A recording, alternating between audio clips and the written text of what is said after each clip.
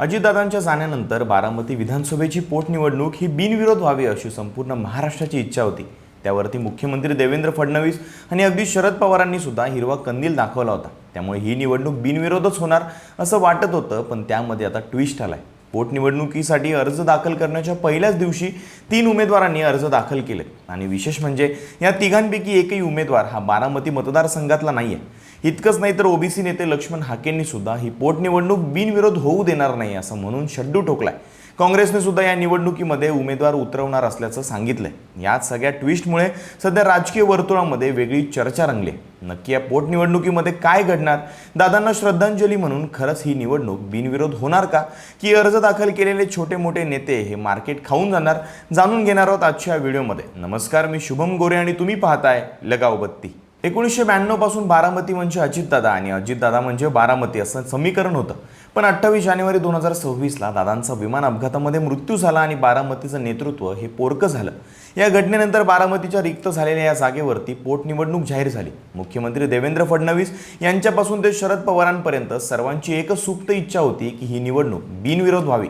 महाराष्ट्राची राजकीय संस्कृती जपत अजितदादांच्या वारसदाराला विनासायास आमदारकी मिळावी म्हणून राष्ट्रवादी काँग्रेस अजित पवार गटाकडून उपमुख्यमंत्री सुनेत्रा पवार यांना रिंगणात उतरवलं गेलं। महायुतीने त्यासाठी बरेच प्रयत्न सुद्धा केले। बारामतीच्या पॉवरफुल शरद पवार गटानेही या निवडणुकीतून माघार घेतली। काल 31 मार्च पासून या पोटनिवडणुकीसाठी अर्ज भरण्याची प्रक्रिया सुरू झाली आणि अर्ज भरण्याच्या पहिल्याच दिवशी 3 बॉम्ब पडले। जत तालुक्यातल्या सतीश कृष्णा कदम यांनी हिंदुस्थान जनता पार्टीकडून, सातारा इथल्या सागर शरद भिसे यांनी अपक्ष म्हणून, तर सोलापूर जिल्ह्यातल्या सांगोला इथल्या राघू घटुकडे यांनी न्यू राष्ट्रीय समाज पार्टीच्या वतीने उमेदवारी अर्ज दाखल केला। जर तुम्ही नीट ऑब्झर्व केलं तर यातला एकही उमेदवार हा पुणे जिल्ह्यातला नाहीये। पुण्याच्या बाहेरच्या जिल्ह्यातल्या लोकांनी पवारांचा किल्ला भेदण्याची तयारी दाखवली। त्यांना नक्की कोणाचा पाठिंबा आहे?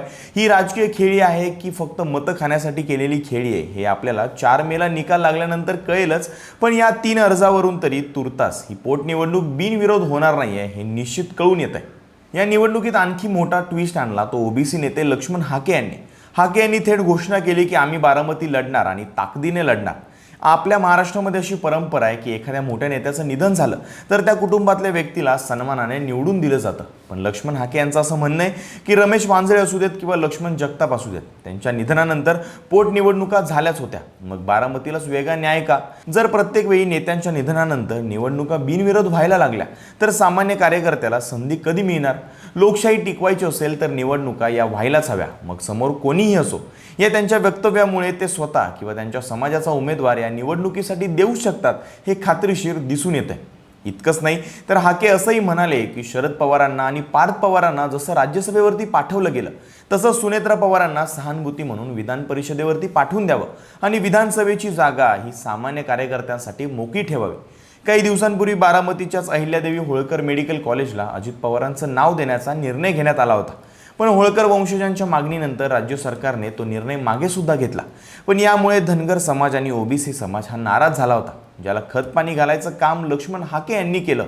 आणि त्यांनी तेव्हा सुद्धा असा दावा केला होता की बारामतीमध्ये ओबीसी मतदारांची संख्या ही निर्णायक आहे। जर सर्व ओबीसी एकत्र आले तर ते कोणत्याही बड्या नेत्याचं डिपॉझिट जप्त करू शकतात। आता हाके स्वतः उभे राहतात की आपला स्वतःचा उमेदवार देतात हे 2 दिवसांमध्ये स्पष्ट होईलच।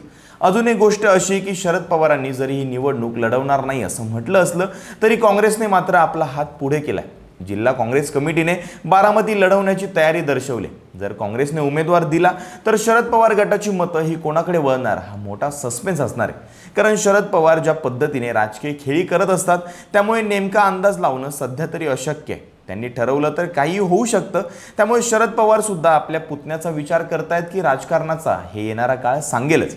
अर्ज भरणी सुरू असून जर 9 एप्रिलपर्यंत कोणाकडूनच अर्ज मागे घेतले गेले नाहीत तर सुनेत्रा पवारांना ही निवडणूक ताकदीने लढवावी लागेल। अजितदादांच्या नावावरती मिळणारी मतं आणि सध्याची राजकीय नाराजी याचा समतोल साधणं त्यांच्यासमोर मोठं आव्हान असणार आहे। बारामतीची जनता नेमका काय विचार करते हे 4 मेला निकालामध्ये स्पष्ट होईलच। पण तुम्हाला काय वाटतं? बारामतीची निवडणूक बिनविरोध झाली पाहिजे की नाही? आणि समजा नाहीच झाली तर सुनेत्रा पवारांचा विजय सोपा असेल की हाके आणि काँग्रेस त्यांना आव्हान ठरतील? कमेंट्समध्ये नक्की सांगा आणि लगावबत्ती यूट्यूब चॅनलला सबस्क्राईब करायला विसरू नका।